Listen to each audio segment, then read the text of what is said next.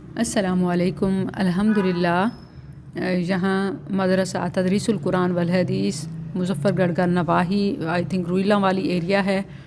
قاری یعقوب صاحب حافظہ اللہ کی زیر نگرانی سرائیکی وسیب کے لیے ایک تحفہ ہے۔ شاید سال پہلے میں یہاں آئی تھی اور آج میرا یہ دوسرا وزٹ ہے۔ میں نے پہلے وزٹ کے مقابلے میں جو منظر دیکھا وہ واقعی دل کو سکون دینے والا ہے۔ بچیوں کی تعلیم و تربیت میں مزید بہتری، ان کے چہروں پر قرآن کا نور اور ادب کی جھلک نمایاں ہے۔ ادارے کا مجموعی ماحول بفضل اللہ بڑا ہی پرسکون اور روح پرور ہے۔ لیکن ساتھ ہی میں ایک نہایت اہم بات اہل خیر اور ارباب اختیار کی توجہ کے لیے عرض کرنا چاہتی ہوں۔ مدرسوں کا کام ان کی تکمیل تک ہی نہیں بلکہ قیامت تک توجہ طلب ہوتا ہے۔ اکثر ہم عمارت کے چند ستون یا چھتیں کھڑی کر کے سمجھ لیتے ہیں کہ اب بس وہ خود کر لیں گے، حالانکہ تعاون تا قیامت ہے۔ اب خود دیکھیں کہ مواقع، سہولیات، ضروریات بڑھتے ہیں اور مہنگائی کا بھی حال آپ کے سامنے ہے۔ تعمیر میں تو تعاون رہتا ہے، مگر جیسے تعلیم شروع ہوتی ہے معاونین کے ہاتھ رک جاتے ہیں کہ اب یہ خود سنبھالیں۔ ایسے نہ کیا کریں۔ کچھ اصلاح طلب پہلو ہیں جن کی طرف یہاں توجہ کی ضرورت ہے۔ کلاس رومز کے اندر کا فرش کچا ہے اور اس سب میں بچیوں کا رہنا بہت مشکل اور مشقت والا ہوتا ہے۔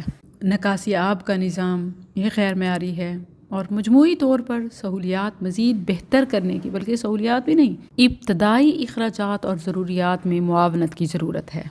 یہ سب ذمہ داریاں اس وقت صرف ایک ہی شخص قاری یعقوب صاحب اپنے کندھوں پر اٹھائے ہوئے ہیں۔